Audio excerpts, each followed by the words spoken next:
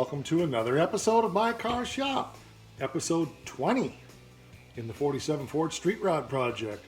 Loving this car, loving the way it's coming together. The fenders here, turning out great. I'll be doing some work on those today. But as I was thinking this morning, and I actually had to work today for a while and had a bunch of stuff to take care of, so I had more time to think about what was next on the project. And I decided that this motor's been together now for probably 12 years, and that carburetor has whistled ever since I put it together. I decided that today needs to be the day that I take out the stethoscope and see if I can figure out what's whistling in that carburetor and fix it. It's always bugged me and just never took the time to do it, so I'm going to do that today. So that's the place we're going to start. So I haven't fired the heat up in here yet today, so I can open up the door and not gas myself out and work on that carburetor first and see what we got going on. So welcome to this episode of My Car's Shop.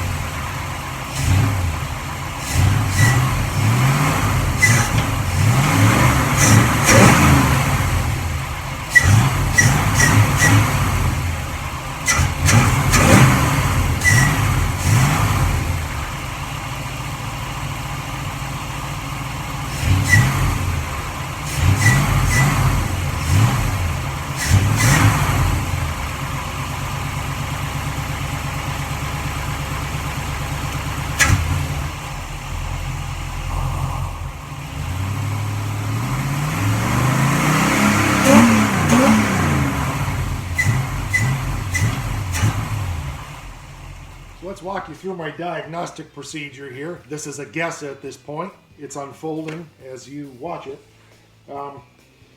It's definitely coming out of the primaries, which I figured it would, but I blocked off both of the bowl vents just to make sure there wasn't some weird thing going on there. And there's nothing that I can see or hear that's coming out of the bowls. I didn't think it was, but I don't ever want to make an assumption. So then the next thing I did was to put my fingers over each of the venturis down in the carburetor, just block them off so it wasn't drawing air through those. Didn't make any difference at all. Then I blocked them both off and it didn't make any difference. So I'm pretty sure it's coming out of the throttle blade assembly. And when I'm looking down in there, there's a couple of slots cut in the base of the carburetor where the throttle blade comes down like this, so it gets a little air bleed. That's part of the idle, if you would. I got a feeling one of those is messed up. And when the throttle blade gets up about an eighth, maybe, is when it starts to whistle. And I'm wondering if there's just something defective in the base plate, or if those air bleeds are maybe blocked a little bit and causing an issue. So I'm going to pull that carburetor off of there and either swap out the base of that carburetor with another one that I have, or see if I see something obvious and try to fix it. My guess is going to be I'm just going to go upstairs and dig out another base for that 1850 Holley 600 CFM carburetor and see if that changes it. So let's do that, get that carburetor off of there, and then we'll see what we've got from there. Just pull the fuel line off here to start. This line needs to be replaced, and I don't have the lines run back to the tank yet. So this will get all new rubber and steel. The fuel tank is in the car, but it hasn't been treated yet. It's full of rust. And I'll make the decision eventually if I'm going to order a new Tanks Inc. Fuel tank for it, or if I'm going to sticking a calibrated plug in here like that. It's got a special hex head on it. You might have seen those before. Keeps that fuel from dripping all over the place. Anyway, order a brand new Tanks Inc. tank for it, or I bought the fuel tank liner to put in this one, but it's rusty. It's the original tank off of this car, so we'll make that decision with the pocketbook and what it looks like when I look in it again, because I haven't looked in that tank in 10 years. I did clean it out years ago, but I never conditioned it or treated it, so time will tell on that.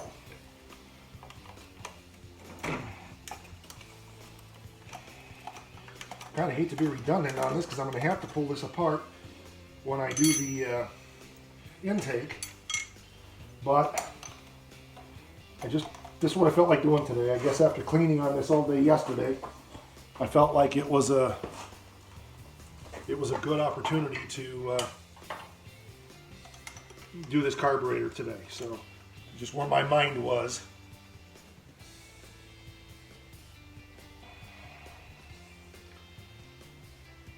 I got you zoomed in here pretty close,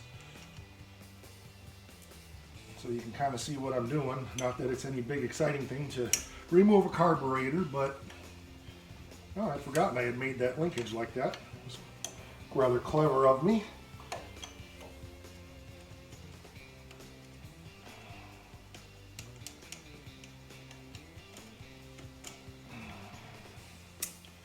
I'll show you what I'm talking about here in just a minute.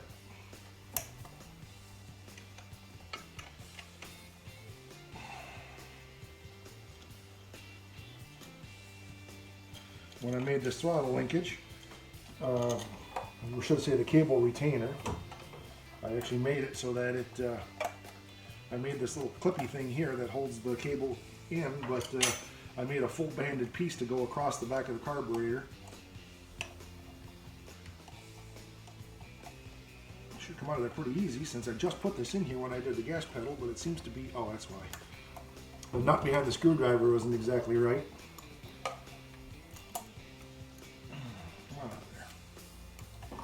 Spring's giving me a little fits there. There we go. Well, you're being ornery. I'm going to win. I'm promising you that. Let's take it off the other end. It'll be easier.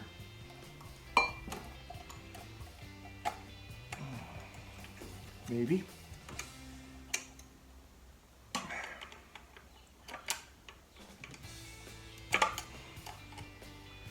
Shouldn't be that difficult. It's just a spring, for crying out loud, but the end of the spring is just a bit tight. It doesn't want to come off over the, there, I just calibrated it a little bit with my screwdriver. Now it's easy. So anyway, I was saying I made this throttle retainer and made it so it bolts across the Holley like that, throttle cable, so that was good. I was thinking ahead on that one. I don't remember what I was thinking on this, but, oh yes I do, okay. Get this kick down for the Turbo 350 off of there. It's a bit tight.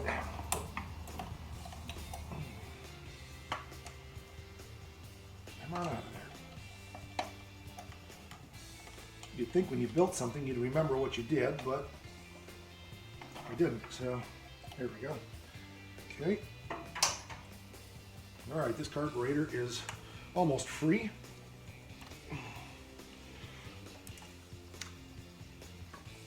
Couple of vacuum lines to get off. You don't seem to want to come off. There we go. That one's okay. And that one's off. Should be it. That would be exactly correct.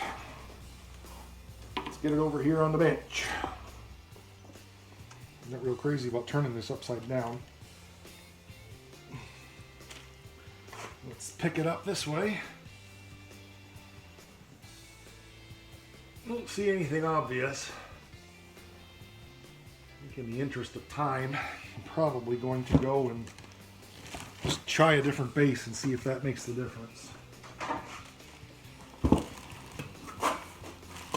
Oh, dripping gas everywhere, of course. No, I don't see anything that's very obvious here. It's only 8 screws to swap that base out, so I'll be back. I'm going to go get a different base and we'll give that a shot, see what happens.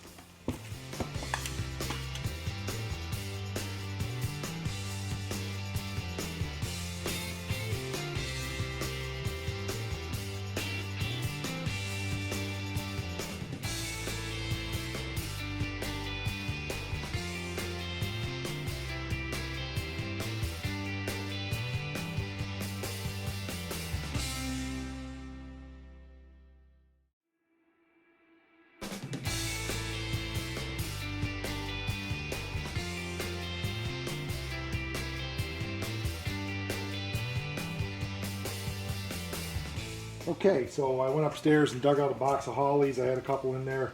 One of these carburetors, I think, is off my buddy Jim's old 70 Chevelle. He had a 454 with a 671 blower on it.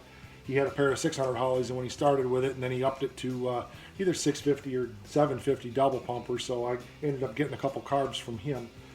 So I've just gutted them out because they had the secondary metering plates drilled out and stuff, so they're great parts carburetors. So I took the base off that one. I ended up having to change the fast idle cam because this one carburetor that I took it off of was a bit newer and had the plastic, which is wider and has a different choke assembly than this old one does. So I got it on there. Everything seems to be functioning properly. I got it cleaned up and lubricated real well, so nothing should stick. I also realized that I had an open gasket on here, which I'm not crazy about because these two screws are exposed and could fall into the engine. So I'm going to go ahead and switch that over and put this one on here. I'll put it on the right way, of course. Put this one on here that potentially will, making sure everything lines up.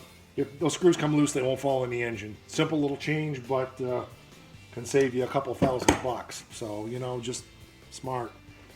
Maybe not. That's what I think. So let's get this on the engine here. And hopefully our has gone away.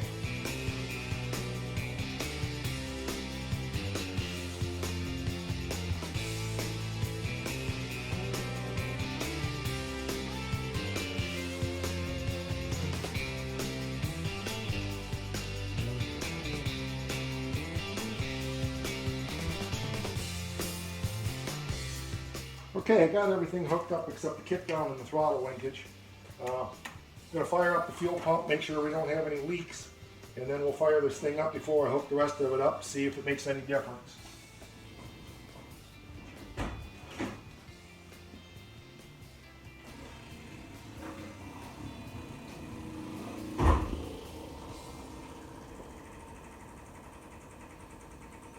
So far so good.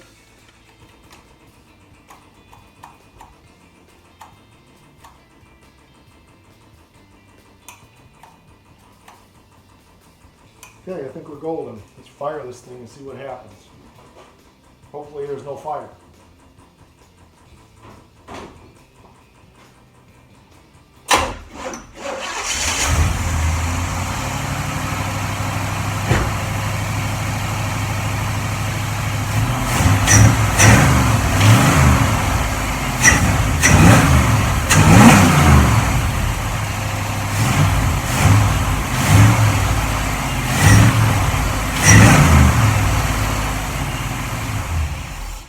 Okay, only one issue is probably from turning the carburetor upside down. The secondary are dripping fuel now. They never used to do that. So we'll get that taken care of right away here. And just readjust that float, or maybe I need to take the needle out. Let's take the needle out first and clean it and see what's going on here. Yeah, we need a different screwdriver. Yep, nope, there we go. Okay. One thing nice about these Holley 600s is you can remove the needle and seat without having to take the carburetor apart. So I just need the proper tools to do that. I'll be right back. Okay, so I got my metric crescent wrench here. It'll work good enough for this. Ooh, I don't like the feel of that at all. Wow. May not be getting that out of there. That feels like the rubbers are stuck. And the needle and seat doesn't want to turn. Let's see if we can get her to break loose. There we go. I think it's breaking free now. I hope. I think I'm going to put a little liquid wrench down there just to see if I can get those seals to loosen up. They must be pretty dry.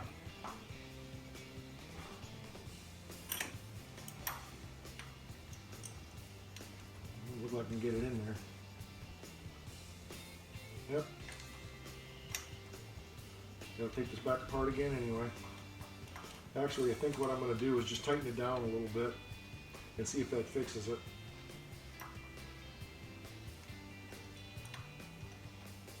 The gas that came out of there was really crappy.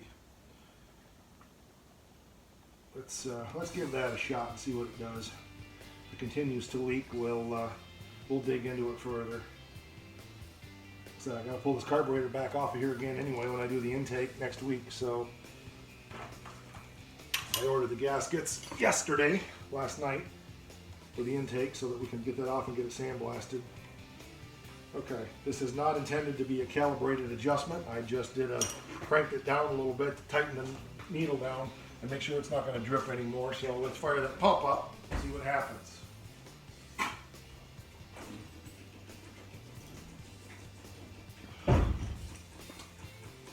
So far so good. I think that did it. I didn't go down far, I only went down about a half a turn. Let's fire it up again.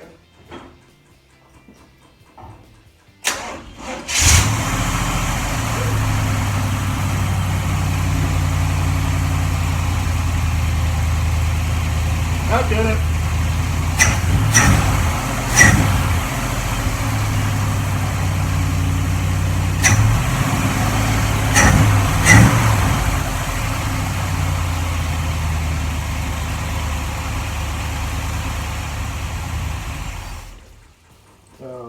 Mixture's way the heck out too. Tells me there was probably a lot of things going on with that base.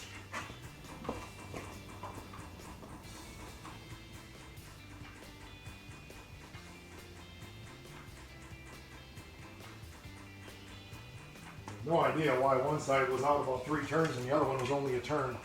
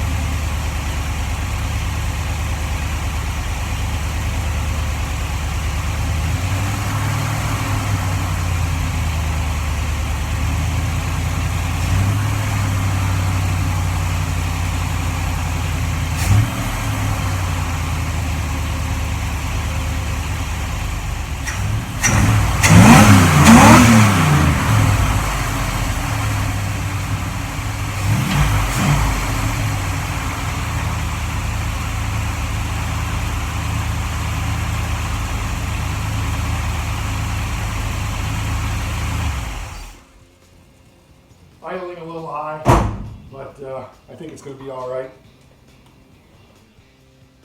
Why sure she's smoking so much? Hopefully I didn't screw up the valve cover gaskets yesterday. Let's see any fresh oil. Well, it doesn't whistle anymore. That was the main thing. I'm concerned that it's idling so high, but we'll get that sorted out. I want to get the return spring on it and get the throttle linkage put back on it, and got a bunch of little piddling to do, so we'll get that done right now.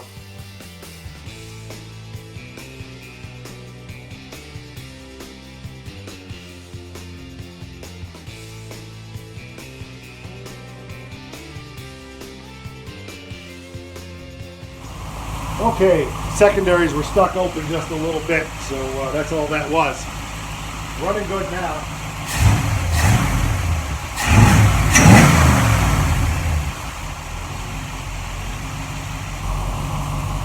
Very happy with that. I got the transmission kickdown hooked up. I got the throttle hooked up. So we're moving forward now. Just need to squeeze the transmission kickdown slide together just a little bit.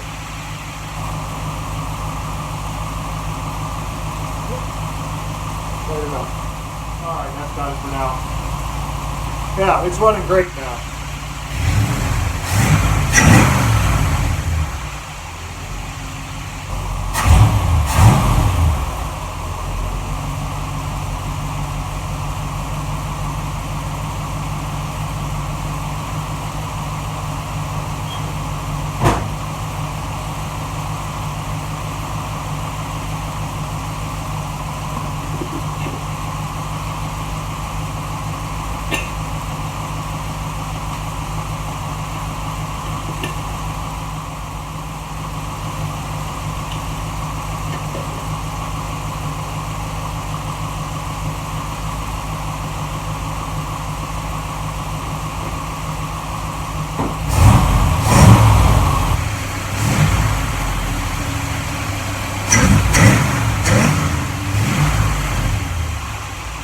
needs a little bit more return spring on it, I think.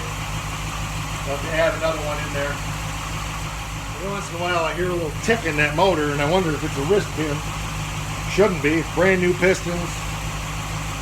Got 9.5 to 1 hyper eutectic pistons in it. Unless the machine shop did something wrong, but we checked it all over, it looked good. So, but the engine has 0 miles on it, so I'm not going to worry about it too much. Quiet as a church mouse. Just once in a while I hear a little tick. But I'm overly sensitive to that stuff. I hear problems where nobody else does, and sometimes I think I create them. So, all right, I'm really happy with the way this turned out. My whistle is gone. It sounds like a normal Holley now. So it was definitely the base one. Okay, so I was going to take it out for a run, take you guys up and down the road with it, see how everything was running. And as soon as I got it all ready to go, it started pouring rain out. Let up a little bit now, but it's still raining more than I want to do because I don't want to spend an hour cleaning this thing after it gets wet. So decided instead that we will just take a few minutes and get that second throttle return spring on there and be done with it. So I think what I'm going to do is run from back here up to there, and that ought to do it. So I need to determine exactly how tight I'm going to make that. Let me make sure we don't get any interference here. I'm concerned it's going to, oh, I know what I can do. Yeah, that'll work perfect. I'll put it right around the, it'd be better to go around the return for the kick down anyway, I think. I was going to go where this other return spring is. I don't think I can do that easily. And that way this is a straight shot. So we'll just bend the hook on the end of this.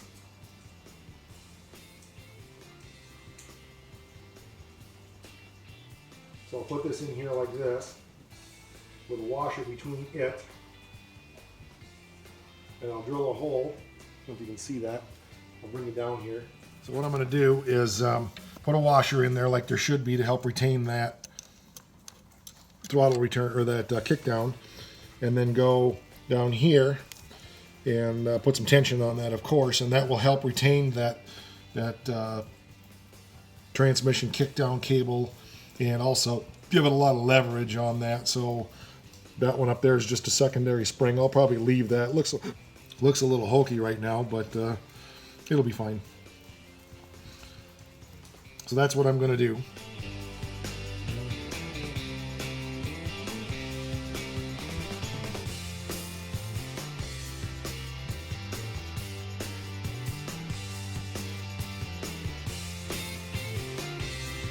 Okay, I had to custom make a washer to make this work, but I got one drilled out here now that's going to fit in there just fine. Just barely fits over the head of that, and without pliers I'm going to be hard pressed to get that in there. What do I do with those? I know better than to grab that with my fingers because it's quite strong and it'll slip and I'll end up with that stuck in the end of my finger, and you don't want to hear that language. Well, maybe you do, but I don't want to say that language. There we go. All right. Just get that squeezed down a little bit with a pair of squeezers. All right, let's get you in there. Take a peek.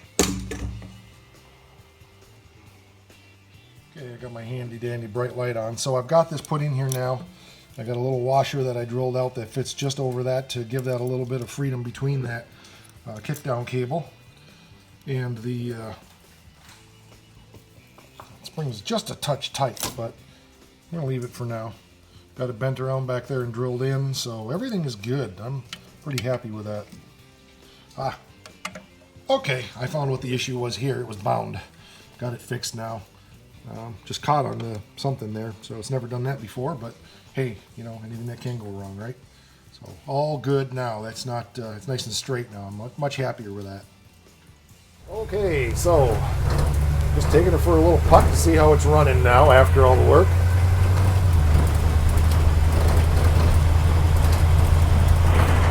Rattle, rattle, bang, bang. Of course, lots of stuff to be done yet, but it's working pretty good so far, so very happy with it. Not sure how far to go, but we'll go a little ways.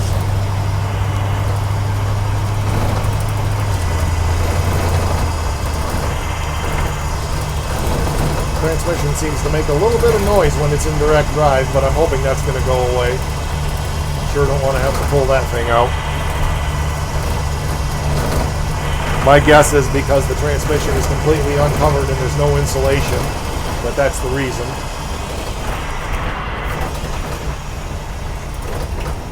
I'm guessing once there's some sound deadening on there, we won't hear any of that.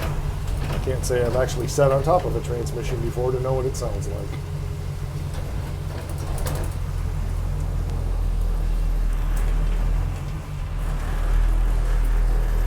Pardon the jerkiness of the video.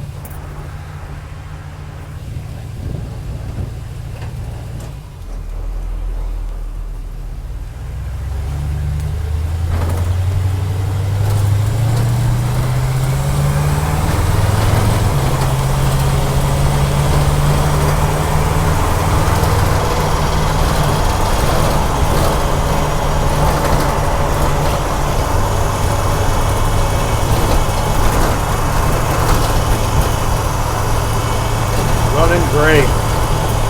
Running absolutely phenomenal. I think we'll go down a little further. I'm having so much fun, I don't want to quit.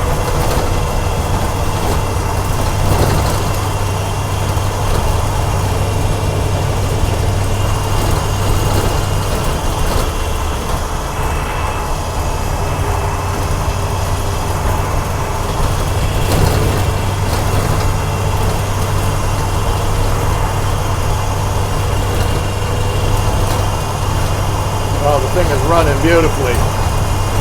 Can't say enough about how good it's running right now.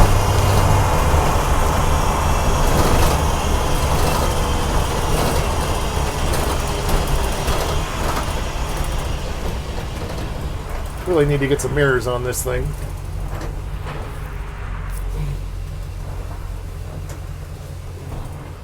Look at that beautiful dashboard.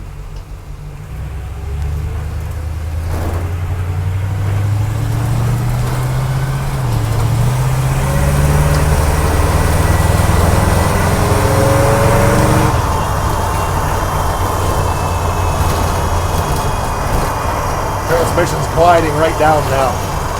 Just think it needs some miles on it.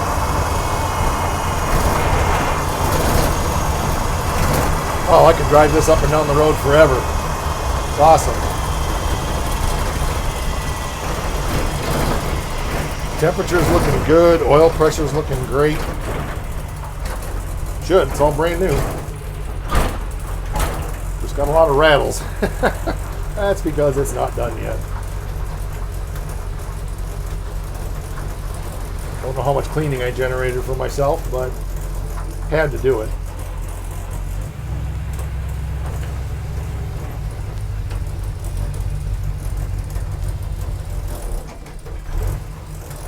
I think we just ran out of gas.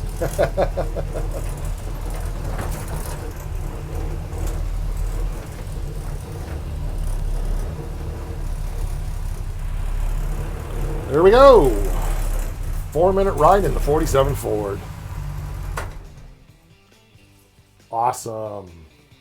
Well, this has been a fun day. As a business owner, I ended up having to deal with a bunch of stuff today, so that's okay. Didn't get as much done today in the shop as I wanted to, but as you see, I did get to go for a nice little drive in the car, and a little bit shaky video. I apologize for that, but it was a lot of fun. So thanks for joining us for episode 20 of the 47 Ford project here on My Car's Shop. Hope you've enjoyed it. We got rid of Whistler's mother there under the hood, and well, there's no hood, but on the engine, fixed that very unique one-off Holley carburetor called the Whistler is now gone, and everything's taken care of there. So tomorrow, hopefully, we can get after some more body work on these fenders and get things moving forward to get things ready to paint. Make yourself a great day. Rock on. Thanks for watching My Car's Shop. Be sure to give this a like, subscribe, hit the bell down there. That makes sure that you see all the new notifications that come out so you don't miss an episode if you're really into this. And tell all your friends, get them to join us. Rock on.